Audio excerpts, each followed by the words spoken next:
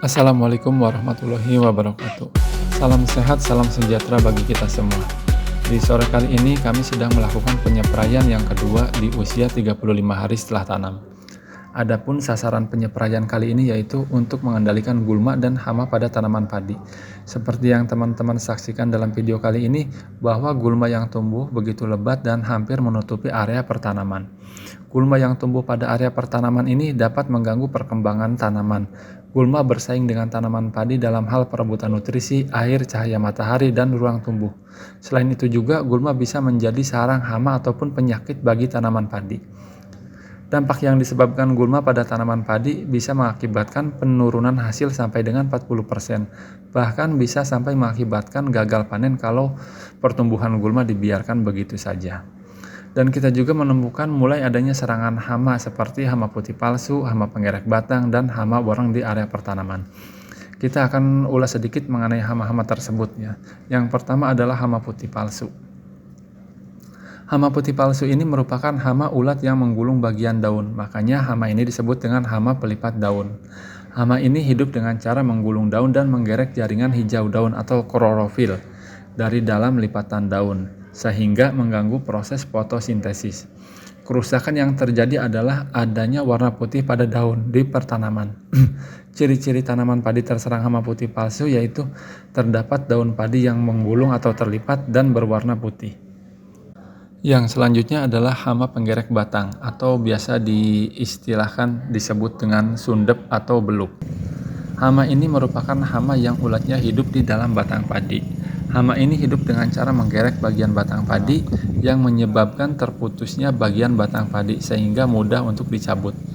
Dampak dari serangan hama batang padi ini bisa mengakibatkan penurunan panen yang sangat signifikan, tergantung dari jenis keparahan, bahkan bisa sampai mengakibatkan gagal panen.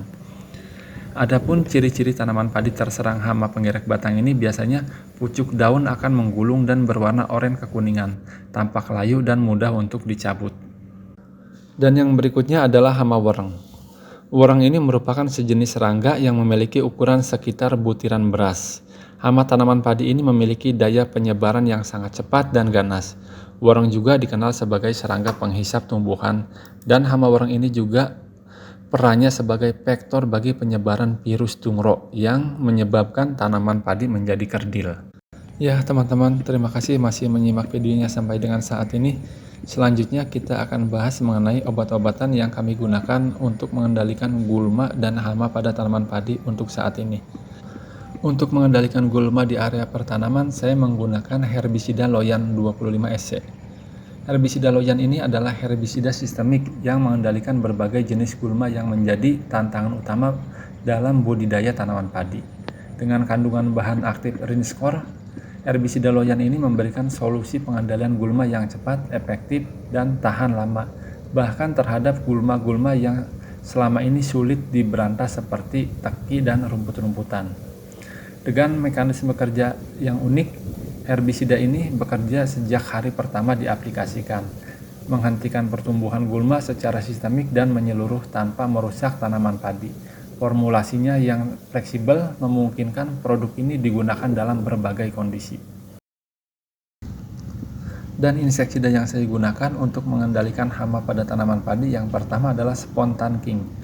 Spontan King ini adalah merek inseksida cair yang mengandung bahan aktif monosultab 400 gram per liter yang efektif mengendalikan berbagai jenis hama tanaman. Inseksida ini bekerja secara kontak, lambung, dan sistemik. Spontan King ini digunakan untuk mengendalikan hama seperti penggerek batang, hama borong coklat, hama putih palsu, lalat daun, dan hama lainnya pada berbagai tanaman. Yang kedua adalah inseksida Plenum. Plenum ini adalah inseksida sistemik yang digunakan untuk mengendalikan hama pada tanaman, terutama hama wereng. Inseksida ini bekerja dengan cara menghambat aktivitas makan serangga. Jadi dalam kurun waktu 1 hari atau paling lambatnya 4 hari, serangga tersebut akan mati kelaparan. Serangga yang terkena senyawa pimetrozin akan menimbulkan beberapa efek gejala khusus seperti kelumpuhan pada kaki, sehingga pergerakan serangga menjadi tidak beraturan, trauma, yang berakibat kematian pada serangga. Untuk cara penggunaan antara herbisida dan inseksida bisa di-mix atau dikombinasikan ke dalam satu tangki spray. Berikut ini adalah dosis yang dianjurkan untuk penggunaan herbisida dan inseksida sesuai dengan hama dan penyakit sasaran. Untuk penggunaan herbisida loyan, dosis lazim dari herbisida ini yaitu 1 liter per hektar. Tapi kalau untuk membasmi gulma berdaun lebar seperti eceng, kita cukup menggunakannya herbisida ini sebanyak 10 ml per tangki 16 liter. Karena herbisida ini harganya mahal, jadi kita harus lebih bijak atau lebih selektif dalam penggunaan pada jenis gulma. Berikut ini adalah tabel dosis dan hama sasaran dari inseksida spontan king dan inseksida plenum. Untuk penggunaan inseksida spontan king pada tanaman padi dengan sasaran hama putih, lalat daun, dosis yang diperlukan masing-masing sebanyak 2 mili. Cara aplikasinya, lakukan penyemprotan apabila ditemukan rata-rata lebih dari 3 kelompok telur ataupun serangga.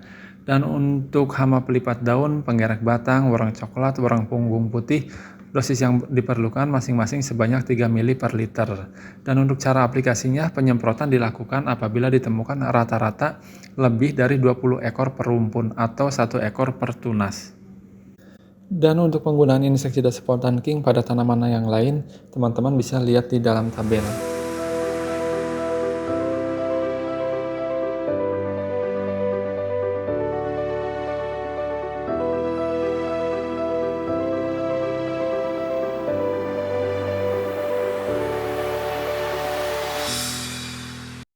Sedangkan penggunaan inseksida plenum untuk tanaman padi dengan sasaran hama warang coklat, warang punggung putih, warang hijau, kepinding tanah, dosis yang dianjurkan masing-masing sebanyak 300 gram per hektar. Dan untuk hama walang sangit, dosis yang dianjurkan sebanyak 250 sampai 300 gram per hektar. Dan untuk tanaman cabai dengan sasaran hama kutu kebul, dosis yang dianjurkan sebanyak 300 gram per hektar. Dan untuk cara waktu dan interval penyemprotan, lakukan penyemprotan volume tinggi 400 sampai 800 liter per hektar atau sesuai kalibrasi. Aplikasi dilakukan apabila populasi intensitas serangan hama telah mencapai ambang batas kendali atau sesuai dengan rekomendasi setempat. Oke teman-teman, demikianlah mengenai pengendalian gulma dan hama pada tanaman padi di usia 35 hari setelah tanam. Kami ucapkan banyak terima kasih kepada teman-teman yang sudah mendukung channel ini. Mudah-mudahan teman-teman semua diberikan kesehatan dan dilancarkan rezekinya. Amin. Dan bagi teman-teman yang baru bergabung, silakan untuk menekan tombol like, subscribe, dan jangan lupa untuk menyalakan notifikasinya, agar teman-teman semua tidak ketinggalan info-info terbaru dari kami. Apabila ada saran, kritik, dan masukan, silakan ketik di kolom komentar. Terima kasih sudah menyimak video ini sampai selesai. Sampai jumpa di video berikutnya. Assalamualaikum warahmatullahi wabarakatuh.